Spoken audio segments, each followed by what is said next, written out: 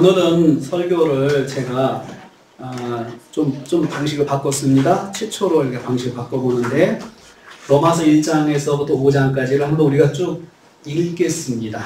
읽어가면서 쭉 전체를 읽는 것이 목표인데 쭉 읽으면서 여러분 각자가 하나님의 음성을 들을 수 있기를 바라겠습니다. 그래서 제가 단락별로 잘라서 읽어가면서 거기서 간략한 말씀도 또 드리기도 하고 아니면 그냥 지나가기도 하고 해서 전체를 읽는 5장까지 우리가 지금 말씀을 5장 21절까지 지금 들었는데요. 거기까지 보면서 어떤 흐름으로 왔는지 한번 줄기를 잡아 가시기를 바라겠습니다. 사실 이 초대교회의 설교는 어떤 설교였을까라고 항상 그 질문을 하거든요. 설교학에서. 초대교회 설교는 그 성경을 읽는 것이 설교였습니다. 리딩을 했습니다. 그래서 하나님의 복음서를 주로 읽었습니다. 즉 예수님께서 하신 말씀을 다시 리마인드 시켜줘서 읽어주면서 했는데 이 로마서의 말씀도 로마 교회가 다 리딩을 했습니다. 그래서 이 서신서 하나를 받아가지고 전부 리딩을 했고 그 다음에 또 초대교회가 다 이 서신서 전체를 리딩하는 것이 말씀 선포의 시간이었습니다.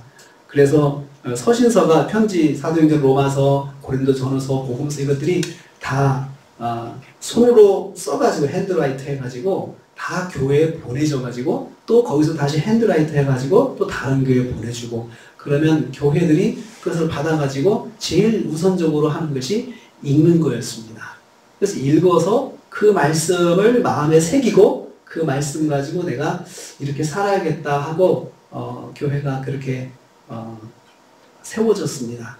그래서 로마 시대의 그 저술가들의 그 교회 외적인 저술가들의 그 교회에 대한 평가를 보면은 그런 말이 있습니다. 저 그리스도인들은 텍스트의 종교다라고 그렇게 텍스트의 종교라고 했어요. 그래서 이 텍스트인 책을 말하는데 이 성경책을 저 사람들이 리딩하는 것을 보면서 그리고 거기에 있는 그 말씀대로 살아가려고 하는 그들의 모습을 보면서 그 이방인들이 이교도들이 하나님을 섬기지 않는 사람들의 눈에서는 그게 굉장히 이상했습니다. 아주 그래서 텍스트의 종교였고 또 그 다음에 그 성경이 기록될 때 당시 고급 언어인 로마의 그런 로마의 그런 라틴어로 기록하지 않고 일반 평민들이 늘 하는 말인 그 헬라어를 그냥 그 주요 성경의 언어로 사용을 했습니다. 그러다 보니까 세계 곳곳에 로마가 통치하는 그 세계에서는 일반 통용어는 헬라어였고 행정언어는 라틴어였습니다. 그래서 행정언어는 라틴어였는데 그 라틴어로 하지 않고 헬라어로 기록하는 그 방식을 채택하는 바람에 보편적으로 성경이 금방 퍼져나갔습니다. 그리고 나서 구텐베르크가 이제 활자 인식을 하고 종이가 발달하면서부터는 급속도로 성경이 퍼지기 시작했습니다.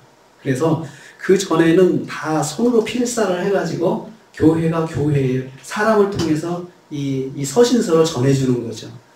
전해주면 그것을 다시 또 기록해가지고 필사해서 다른 교회도 전해주고 또 교회가 또 분립을 하게 되면 그 교회가 텍스트를 가지게 되는데 그것을 다시 필사해서 받은 복음서나 서신서를 교회가 쭉 가지고 있었습니다. 그래서 저희가 지금 오늘 하는 방식은 정리를 위해서 다시 처음부터 이제 크게 숲을 보는 작업이거든요. 제가 보통 나무를 보는 식의 설교를 하거든요. 나무를 보는 식의 설교를 하는데 또 그러면서도 큰 숲을 봐야 될 필요가 있어요. 그래서 여러분들에게 그 눈을 한번 키워주는 의미에서 큰 숲을 보는 그런 시간을 가져보겠습니다. 자, 성경을 읽을 때 같이 우리 한 절씩 교독해서 읽겠습니다. 1절, 2절, 3절, 4절 그렇게 한 절씩 그래서 놓치지 않고 줄을 놓치지 않고 읽어보시기를 바라겠습니다. 제가 먼저 읽겠습니다. 예수 그리스도의 종 1장 1절부터 있습니다. 종 바울은 사도로 부르심을 받아 하나님의 복음을 위하여 택정함을 입었으니 이 복음은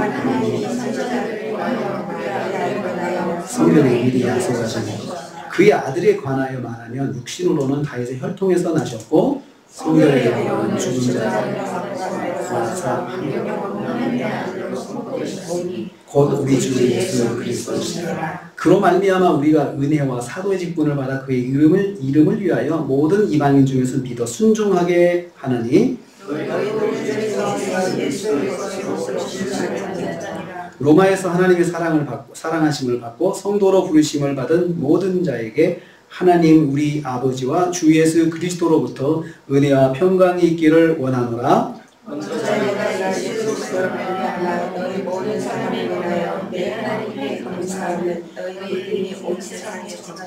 네, 7절까지는 로마서의 그 서론의 인사 부분에 해당되는 거예요.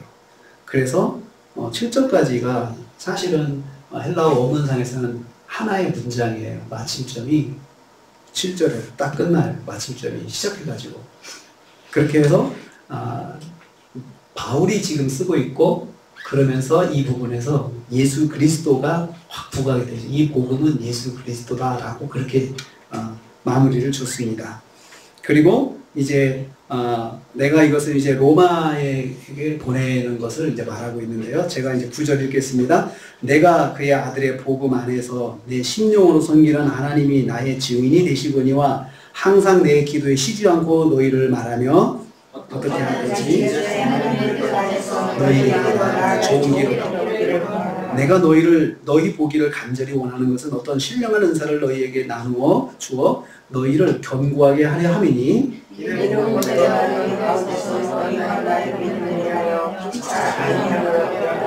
형제들아 내가 여러 번 너희에게 가고자 한 것을 너희가 모르기를 원치 아니하노니 이는 너희 중에서도 다른 이방인 중에서와 같이 열매를 맺게 하려 함이로되 지금까지 길이 막혔노라.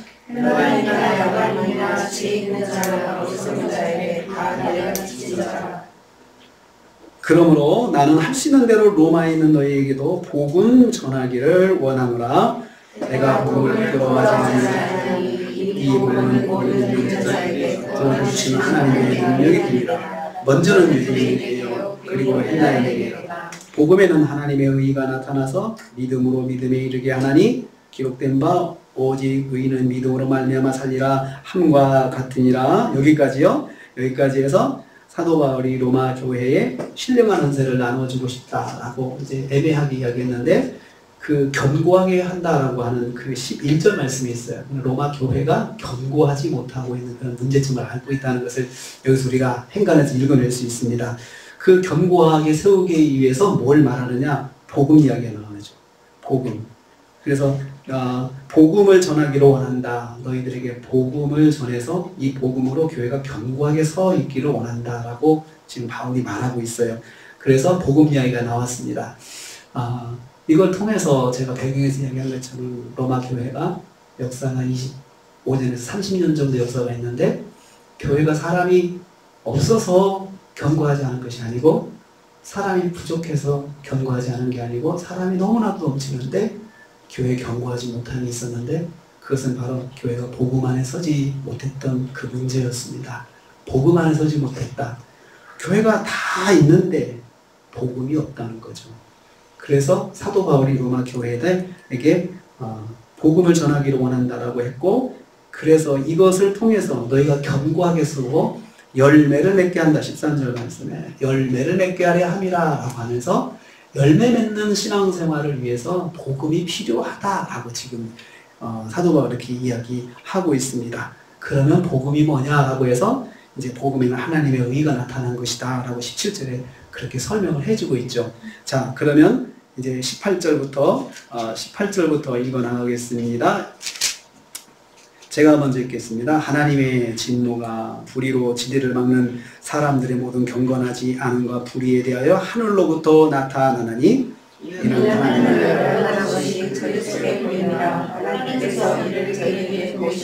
장세로부터 그 보이지 않는 것들 곧 그의 영원하신 능력과 신성이 그가 만드신 만물에 분명히 보여 알려졌나니 그러므로 그들이 핑계하지 못할지니라. 감사하지도 아니하고 오히려 그 생각이 험하여지며 미련한 마음이 어두워졌느니 스스로 지혜 있다 하나 어리석게 되어 썩어지지 아니하는 하나님의 영광을 썩어질 사람과 썩어질 짐승과 기어다니는 동물의 우상의 모양으로 바꾸었느니라. 여러분, 이것은 지금 복음 이야기하면서 같이 흐름 자체가 죄 이야기를 하고 있어요. 죄. 그 죄가 뭐냐가 그 다음에 복음에서 바로 설명할 때 죄에 대해서 이야기를 하고 있는 것을 볼 수 있죠. 계속해서 죄에 대한 이야기 합니다. 그러므로 제가 24절 읽습니다. 그러므로 하나님께서 그들을 마음의 정욕대로 더러움에 내버려 두사 그들의 몸을 서로 욕되게 하게 하셨나니 이는 하나님의 진리를 거짓으로 하고 기존을 조물주보다 더 경외하고 섬기니라. 주는 영원히 찬송하시리로다. 이 때문에 하나님께서 그들을 부끄러운 욕심에 내버려 두셨으니 곧 그들의 여자들도 순리대로 쓸 것을 바꾸어 영리로 쓰며 그와 같이 남자들도 순리대로 여자들을 버리고 선하며 용기 불전하니 남자가 여자와 더불어 부끄러운 일을 행하여 그들의 사망과 보험을 그 자신에 받았느니라. 여러분, 지금 로마 교회의 문제가 당시 사회 문제가 동성애 이야기하고 있습니다. 동성애 문제, 동성 문제. 이것은 동성애는 사실은 오늘날의 문제가 아니고 인간의 역사 이래로 계속해서 대두된 문제가 동성애입니다. 동성애. 특히 그것이 로마 교회가 그 사회 속에 있는 그런 문제를 교회도 안고 있었다는 것을 여기서 볼 수가 있습니다. 사도 바울이 그것을 정확하게 지적하고 있습니다. 제가 28절 있습니다. 또한 그들이 마음에 하나님 두기를 싫어하며 하나님께서 그들을 그 상실한 마음대로 내버려 두사 합당하지 못한 일을 하게 하셨나니 모든 그의 추악하며 악기가 가득한 자여 분쟁 사기 악독이 가득한 자여 수근수근한 자여 비방하는 자여 하나님께서 미워하시는 자여 능욕하는 자여 교만한 자여 자랑하는 자여 악을 도모하는 자여 부모를 거역하는 자여 우매하는 자여 배약하는 자여 부자된 자 그들이 이 같은 일을 행하는 자는 사형에 해당한다고 하나님께서 정하심을 알고도 자기들만 행할 뿐 아니라 또한 그런 일을 행하는 자들을 옳다 하느니라. 2장 1절 이제 계속해서 죄악에 대해서 계속 이야기하고 있습니다. 읽어주세요. 그러므로 하나님을 판단하는 사람 남을 판단하는 것으로 판단하는 내가 같은 일을 행하리라. 자, 여러분, 이제 죄의 차원이 실제적인 행동의 죄에서 뭘로 바뀝니까? 판단이라고 하는 마음의 죄로 들어가요. 그러니까 앞에 있는 죄는 실제적인 행동을 통해서 죄를 구분할 수 있는데 이건 구분을 할 수가 없는 건데 판단하는 거죠. 남을 내가 두고 판단하는 거 나만 알고 있잖아요. 근데 그것을 지금 그 죄로 규정하고 있어요. 남을 판단하는 사람아 이렇게 시작하죠. 이런 일을 행하는 자에게 하나님의 심판이 진리대로 되는 줄 우리가 아노라. 이런 일을 행하는 자를 판단하고 같은 일을 행하는 사람아 내가 하나님의 심판을 피할 줄을 생각하느니라. 판단에 대해서 하나님의 심판이라 이야기하죠. 근데 아이러니한 것은 여기 성경에 말한 대로 판단한다고 판단하면서 너도 남을 판단한다. 그러니까 서로 인간에게는 서로 판단하는 그런 신성이 있는 거라고 말씀을 하고 있어요. 너 판단하면 안 돼 그러면서 나도 남을 판단한다는 거죠. 그게 인간의 연약함이죠. 자, 4절 읽습니다. 혹 내가 하나님의 인자심이 너를 인도하여 회개하게 하심을 알지 못하여 그의 인자심과 용납하심과 길이 참으심이 풍성함을 멸시하느냐? 또한 내 고집과 회개하지 아니한 마음을 따라 진노의 날 곧 하나님의 의로우신 심판이 나타날 그날에 진주를 내게 샀사옵니다. 하나님께서 각 사람에게 그 행한 대로 보응하시되 참고 선을 인하여 영광과 존귀가 썩지 않는 구하는 자에게는 영생을 더하시고 오직 담을 지어 진리를 따르지 아니하고 불의를 따르는 자에게는 진노와 분노로 하시니라. 악을 행하는 각 사람의 영에는 환난과 공고가 있으리니 먼저는 유대인에게요 그리고 헬라인에게요. 선을 행하는 각 사람에게는 영광과 존귀와 평강이 있으리니 먼저는 유대인에게요 그리고 헬라인에게라. 이는 하나님께서 외모로 사람을 취하지 아니하시니라. 자, 여기까지 해서요 판단에 대해서 말씀하고 있죠. 그러면서 하나님께서 이러한 일을 행하는 자에게는 반드시 심판하신다. 앞에 있는 그 죄악뿐만 아니고 마음의 죄악도 심판하신다고 하는데 첫째는 유대인, 둘째는 헬라인. 이것은 뭐냐면요 교회 다니는 사람과 교회 안 다니는 사람, 먼저 믿은 사람과 나중에 믿은 사람, 구분하지 않고 하나님의 심판은 공평하게 온다는 거예요. 그러니까 내가 교회를 다닌다고 해서 하나님의 심판이 면제되는 거 아니라는 거죠.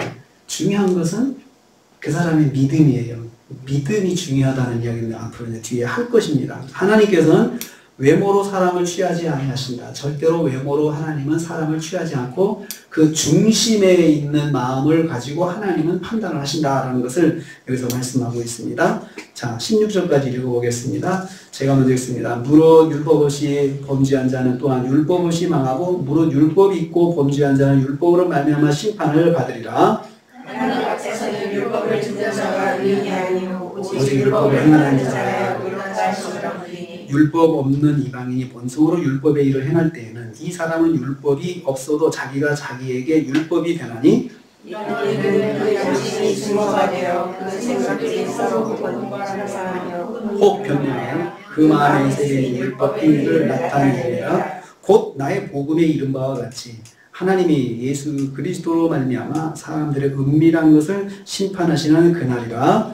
유대인이라 칭하는 자가 율법을 지지하며 하나님을 사랑하며 율법의 교훈을 받아 하나님의 뜻을 알고 지극히 선한 것을 분간하며 매일의 길을 인도하는 자요 어둠에 있는 자의 빛이요 율법에 있는 지식과 진리의 보본을 가진 자로서 어리석은 자의 교사요 어린아이의 선생이라고 스스로 믿으니 그러면 다른 사람과 같이 생각하며 내 자신을 가르치지 아니하느냐 도둑질하는 내가 성토하는 내가 도둑질하느냐 가늠하지 말라 말하는 내가 가늠하느냐 우상을 가증히 여기는 내가 신전의 물건을 도둑질하느냐 율법을 자랑하는 내가 율법을 범하고 하나님을 기대게 하느냐 기록된 바와 같이 하나님의 이름이 너희 때문에 이방 중에서 모독을 받는도다. 내가 율법을 행하면 할례가 되겠거나 만일 율법을 범하면 내 할례가 무할례가 되리라. 여기서 죄에 대한 이야기를 이율배반, 위선으로 또 넘어갑니다. 위선에 대해서 말씀하고 있죠. 위선도 죄악이다. 하나님께서는 그 말로는 은혜롭게 말하면서 실제 삶에서 그 율법을 어기는 그런 삶에 대해서 하나님 다 보신다는 거예요. 보신다는 거죠. 그래서 율법을 범하면 내가 하나님 욕되게 한다. 율법을 자랑하면서도 율법을 범하는 사람들이 많다는 거죠. 그 교회 안의 현실이죠. 율법을 자랑하면서도 말씀을 자랑하면서도 소위 말씀의 은혜를 많이 받았다고 말하면서도 율법을 범하는 그 연약함이 우리한테 있습니다. 여기에 대해서 지금 교회 안에 있는 로마 교회 안에 있는 성도들에게 그렇게 바울이 말을 하고 있는 거죠. 그거에 대해서 하나님께서 아신다. 하나님께서 아신다. 이거 이야기하고 있습니다. 그런즉 무할례자가 율법의 규례를 지키면 그 무할례를 할례와 같이 여길 것이 아니냐. 27절 읽어주세요. 무할례자가 율법을 온전히 지키면 율법도 삶과 하나님을 가지고 율법을 하나님을 정죄하지 아니하느냐. 무릇 표면적 유대인이 아니요 표면적 육신의 할례가 아니니라.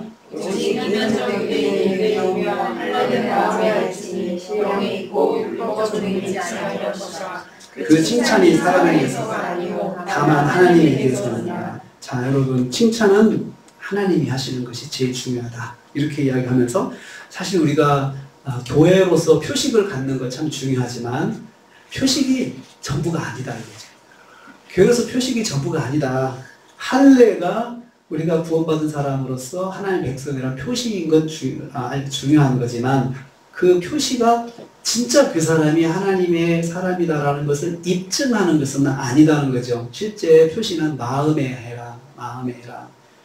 위선적으로 하지 말고 마음에 해라. 참 이게 이 말씀이 정말로 우리한테 참 고통스러운 말씀이에요. 우리가 진짜 마음에 내가 정말 진정한 그리스도인으로 사는 것 이게 정말 어렵거든요. 겉으로 표현하는 건 쉽지만 진정한 그리스도 사는 것은 참 어려운 건데 하나님은 그거 요구하신다는 거죠. 그래서 어떻게 보면은 우리가 형식보다도 정말 그 중심이 중요하다. 이것도 우리가 말할 수 있는 거예요. 그런데 한편 여러분 형식은 내용을 결정한다는 말도 있잖아요. 그러니까 그렇다고 해서 형식을 깨자는 이야기가 아니고 형식만으로만 만족하지 말라 이거예요. 형식만으로. 우리가 예배를 드릴 때 참 이렇게 경건한 모습으로 예배 드리는 게 정말 중요하지만 이것으로 만족하지 말고 내 마음 중심에서 하나님을 만나는 것이 정말 더 중요하다는 거죠. 이렇게 예배로 나와 있는 그 형태로 더 하나님을 기쁘시게 할 수 있지만 그 안에서 하나님과의 만남이 있지 않으면 사실은 그 예배가 하나님과 아무 상관이 없는 예배가 된다는 거예요. 칭찬은 하나님께 받을 각오를 해라. 그러면 내가 자꾸 하나님이 어떻게 보시는가에다가 내 초점을 맞추게 되겠죠. 그것을 지금 사도 바울이 로마 교회에게 이야기해요. 로마 교회는 교인들은 다 만족해요. 저는 그렇게 봐요. 교인들은 다 만족할 거예요. 우리 같은 교회가 어디 있냐 이거죠. 웅장한 성가대 그리고 쟁쟁한 멤버들 성도들 중에 장로 하나가 한 지역에 호민관도 장로가 될 수 있잖아요. 얼마나 대단하겠어요. 그런 사람들이 장로가 됐고 그러면 얼마나 대단해요. 근데 그들에게 있어서 뭐가 없었냐? 하나님으로부터 받을 칭찬에 대한 의식이 없었던 거죠. 하나님 나를 어떻게 보실까? 그것이 계속 길어지면 교회가 형태만 남고 본질이 빠지는. 그래서 언어 문장은 남는데 은혜로운 언어 문장은 남는데 실제적인 은혜의 역사가 교회 안에 없다는 거예요. 바울이 로마 교회를 그렇게 진단을 한 거라고 저는 생각을 해요. 자, 3장으로 넘어갑니다. 이제 3장이 좀 더 이제 또 좀 더 깊이 들어갑니다. 3장 1절 읽겠습니다. 그런즉 유대인의 나음이 무엇이며 할례의 유익이 무엇이냐? 어떤 자들이 믿지 아니하였으면 어찌하여 그 믿지 아니함이 하나님의 미쁘심을 패하겠느냐? 그럴 수 없느냐. 오직 주께서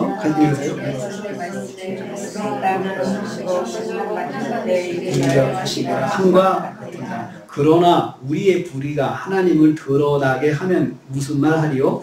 내가 사람의 말하는 대로 말하니 진노를 내리시는 하나님이 불의하시냐?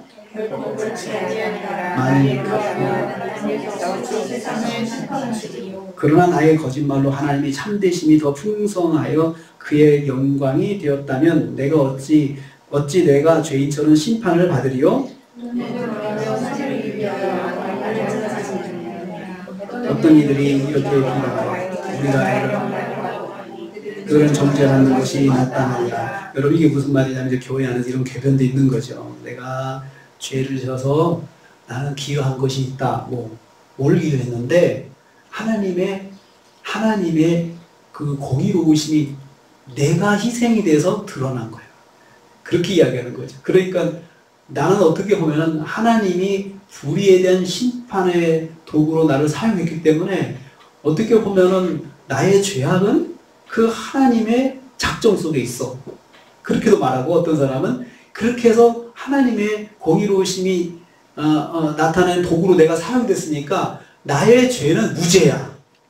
나의 죄는 무죄야. 그렇게 이야기를 하는 사람들이 나온 거죠. 그러니까 보면 사람들이 자기들의 죄악을 합리화하기 위해서 별별 변명을 다 되는 거죠. 그러니까 바울이 그렇게 말하는 그들은 정죄받는 것이 마땅하니라. 그들은 정죄받는 것이 마땅하니라. 이건 뭐예요? 말도 안 되는 소리.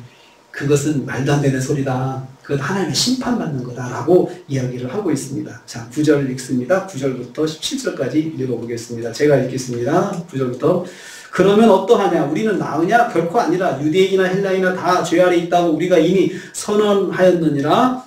기록된 바 의인은 없느니 깨닫는 자도 없고 하나님을 찾는 자도 없고 다 지우쳐 하나님께 무익하게 선을 행하는 자도 하나도 없나니 그들의 목구멍이 열린 무덤이요 그 혀로는 속임을 일삼으며 그 입술에는 독사의 독이 있고 그 입에는 저주와 악독이다. 그 말은 피 흘리는데 빠른지라 하늘과 고생이 그 길에 있어 평강의 길을 알지 못하였고 그대 하나님의 둘이 아니 한과 같으니라. 그러면 우리는 어떠냐 이거죠. 그런 소위 그러면 은혜 받은 사람들은 어떠냐? 다 똑같다 이거죠. 의인이 없다. 그러니까 우리가 내 자신이 날마다 하나님 은혜 가운데 있고 말씀에 은혜 받고 말씀대로 살려고 한다고 해서 나를 너무 정의롭게 보지 마라 이거예요. 나를 너무 깨끗하게 보지 마라. 나도 본질적으로는 죄인이다. 그래서 넘어진 사람을 정죄하지 마라 이거죠. 넘어진 사람 앞에서 목을 꼿꼿이 세우면서 나는 당당하다라고 그런 생각도 하지 마라 이거예요. 그런 생각하지 말고 내 자신도 하나님 앞에 연약한 죄인이라고 하는 것을 늘 생각하고 살아야 된다. 그걸 말하고 있습니다. 그러니까 이제 교회 안에서 그런 이제 분위기가 있었던 것 같아요. 로마 교회 안에서 그런 부류는 아예 그냥 제껴놓고 저 사람은 이선적이야 이렇게 정죄해버리고 판단해버리고 우리는 은혜를 받고 봉사도 많이 하니까 우리는 정말 거룩해 라고 하면서 그 사람들하고 상종을 안 하려고 하는 그런 흐름이 있었던 것 같아요. 거기에 대해서 아니다 우리도 낫지 않다 그런 마음을 가져야 사실 교회가 하나 되는 거 아니겠어요?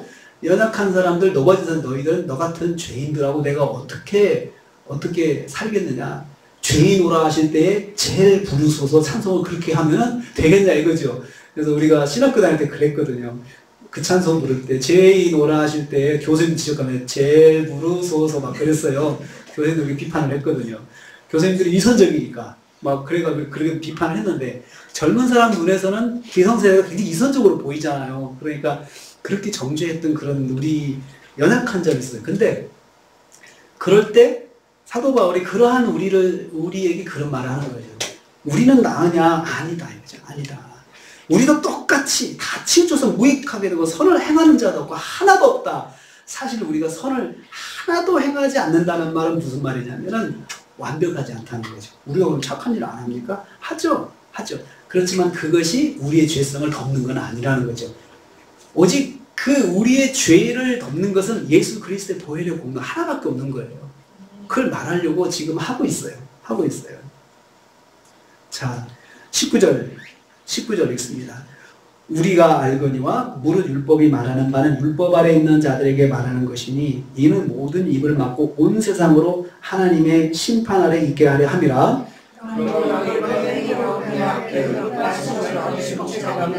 율법으로는 죄를 깨달습니다. 이제는 율법에 하나님의 한 의가 나타났으니 율법과 선지자들에게 증거를 받은 것이라.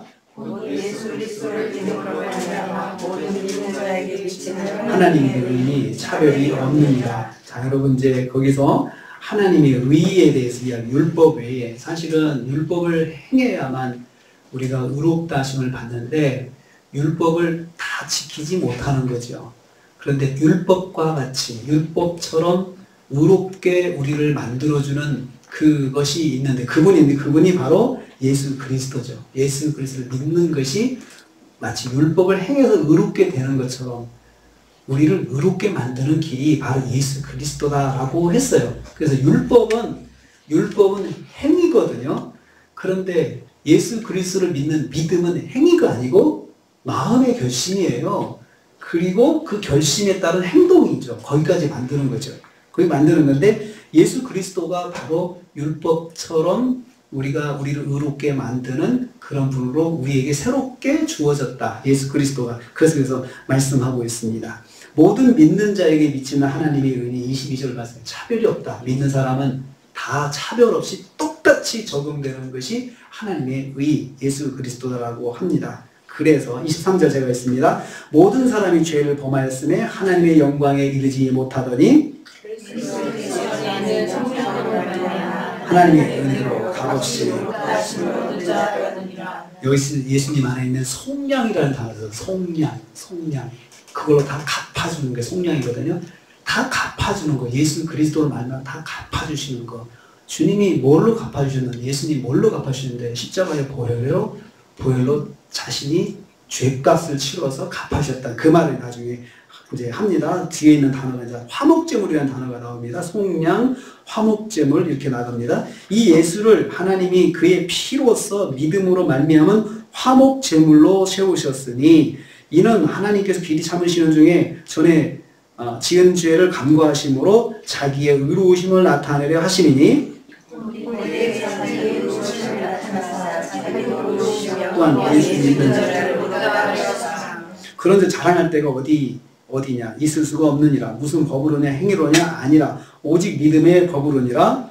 그러므로 사람이 의롭다 하시는 것은 율법의 행위에 있지 않고 믿음으로 되는 줄 우리가 아니라. 하나님은 다만 유대인의 하나님이시냐 또한 이방인의 하나님은 아니시냐 진실로 이방인의 하나님도 되시느니라. 할례자도 믿음으로 말미암아 또한 무할례자도 믿음으로 말미암아 의롭다 하시니라.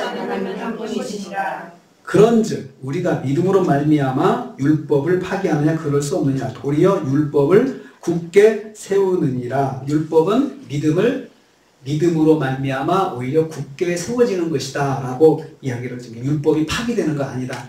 예수님 믿는다고 해서 우리가 십계명을 안 지켜도 된다는 것이 아니다. 두 개를 이야기하잖아요. 믿음을 가지면 더 십계명을 가지고 살아야 되는 사람이 된다는 것입니다. 자 4장 넘어갑니다. 그런즉 육신으로 우리 조상인 아브라함이 무엇을 얻었다 하리요? 아브라함이 형제로서 의롭다 하심을 받았으면 자랑할 것이 하나님 앞에서.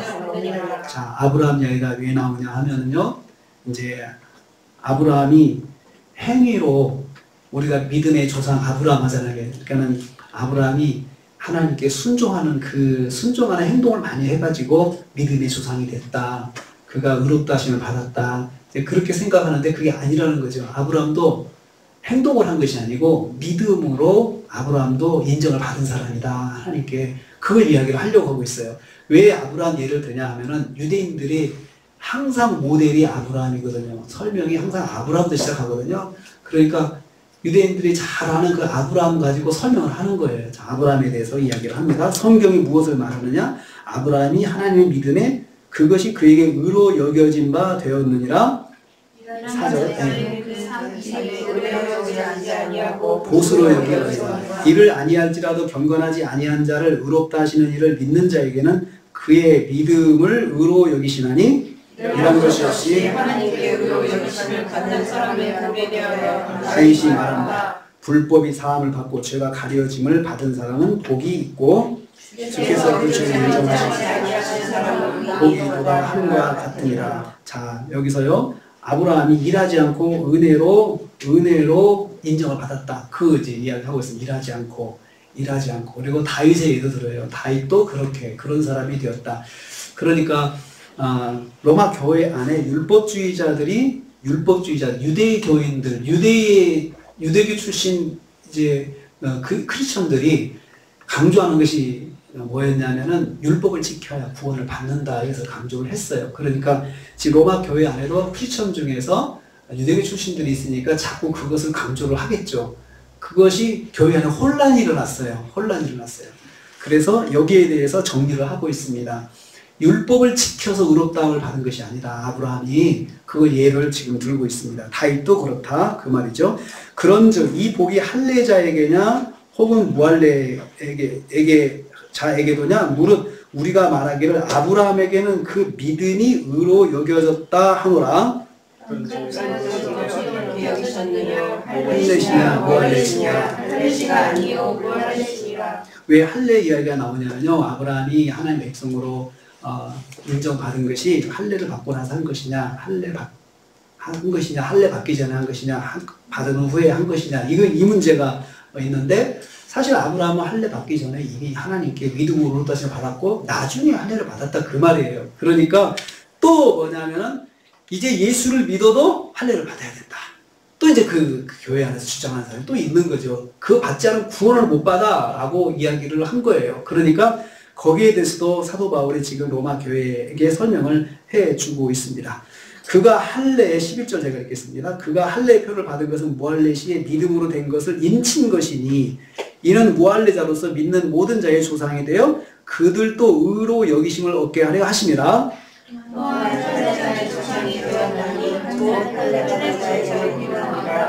우리 조상 아브라함이 무할례자가 됐던 믿음의 자체를 따르는 자들이라. 아브라함이나 그 후손에게 세상의 상속자가 되라고 하신 언약은 율법으로 말미암은 것이 아니요 오직 믿음의 의로 말미암은 것이니라. 만일 믿는 것되고 약속은 하게 되었느니라. 율법은 진노를 이루게 하나니 율법이 없는 곳에는 범법도 없느니라.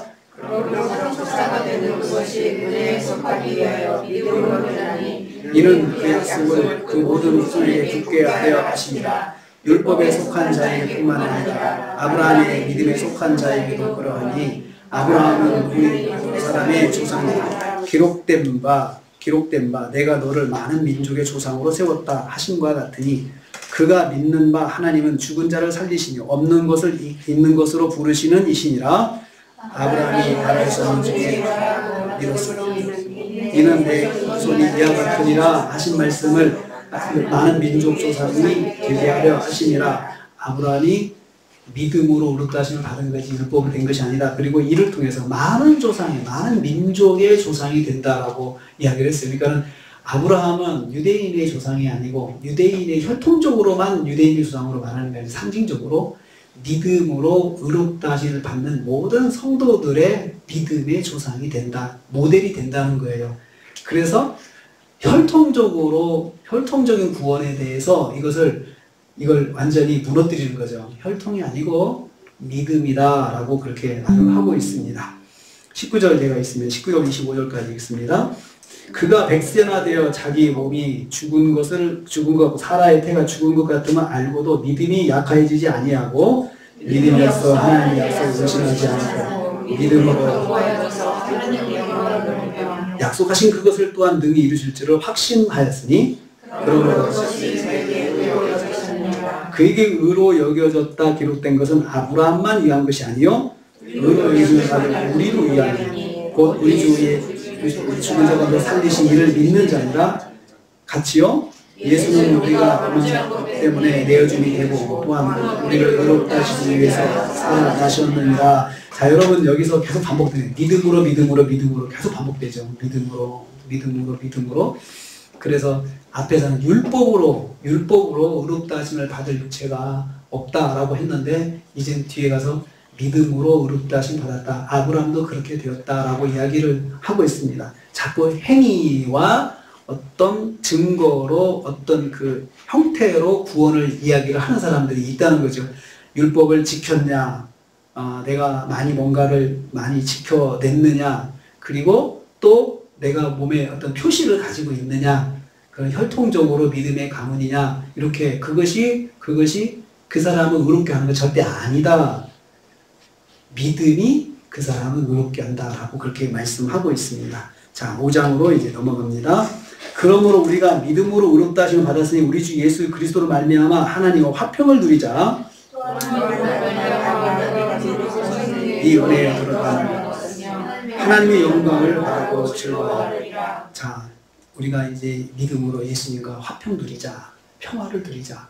자꾸 죄의식을 가지고 그 죄의식 속에 사로잡히지 말고 예수 그리스도를 붙잡으면 평화를 누려야 된다. 그 말을 하고 있습니다. 다만 이뿐하여 우리가 환난 중에도 즐거워하나니 이는 환난은 인내는 연단을, 연단은 소망을 이루는 소망이 우리를 부끄러워하지 아니함은 우리에게 주신 성령으로 말미암아 하나님의 사랑이 우리의 마음에 부은 바 되미니 우리가 연약할 때로 의인을 위하여 죽는 자가 쉽지 않고 선인을 위하여 용감히 죽는 자가 혹 있거니와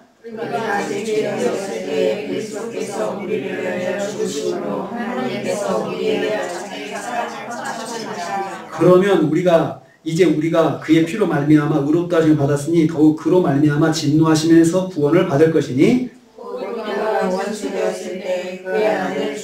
말미암아 하나님과 화목하게 되었은지 화목하게 된 자로서 더욱 그의 살아나심으로 말미암아 구원을 받을 것입니다. 그뿐 아니라 그 전에요. 여러분이 앞에서 6절부터 5장에 돌아가서 반복되는 말이 뭐냐. 6절부터 연약할 때, 8절에 죄인 되었을 때, 10절에 원수 되었을 때 주님께서 우리를 위해서 죽으신 때가 언제냐 이거죠.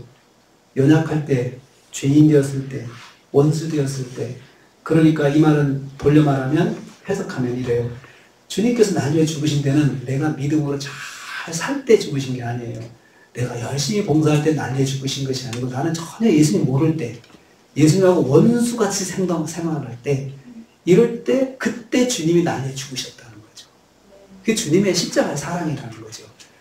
그래서 우리가 늘 착각하지 말아야 할 게 뭐냐면 내가 지금 이렇게 믿음 생활 하다가 이렇게 됐는데 주님이 나를 사랑하지 않으실 거야 라고 이렇게 결론을 내리면 안 된다는 거죠. 왜냐하면 주님이 나를 사랑하셨던 때가 처음 사랑이 시작될 때가 언제냐면 나는 믿음으로 예수님 알지도 못할 때예요. 연약할 때, 넘어졌을 때, 죄인 되었을 때, 맨날 죄만 하고 죄만 짓고 살 때 예수님이 내가 뭐가 이쁘다고 나를 해서 나는 죄만 짓고 사는데 그리고 원수 되었을 때 늘 등지고 예수님 비판해 예수에 대해서 나쁜 말만 해 욕해 이러고 사는 그때의 날 위해서 십자가에 죽으셨다는 거예요. 그래서 이걸 생각하면 내가 믿음 생활 하다가 조금 넘어졌다고 해서 그걸로 예수님이 날 미워하실 거야. 예수님의 사랑은 나한테 이제 끊어졌을 거야. 이렇게 결론 내리지 말아야 된다는 거예요. 이걸 통해서.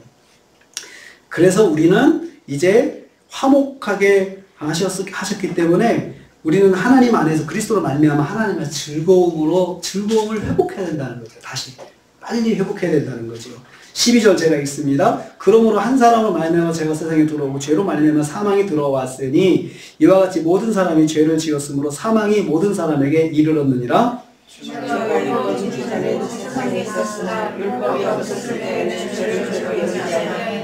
그러나 아담으로부터 모세까지 아담이 범죄와 같은 죄를 짓지 아니한 자들까지도 사망이 왕노릇하였나니 아담은 오실자의 모형이라.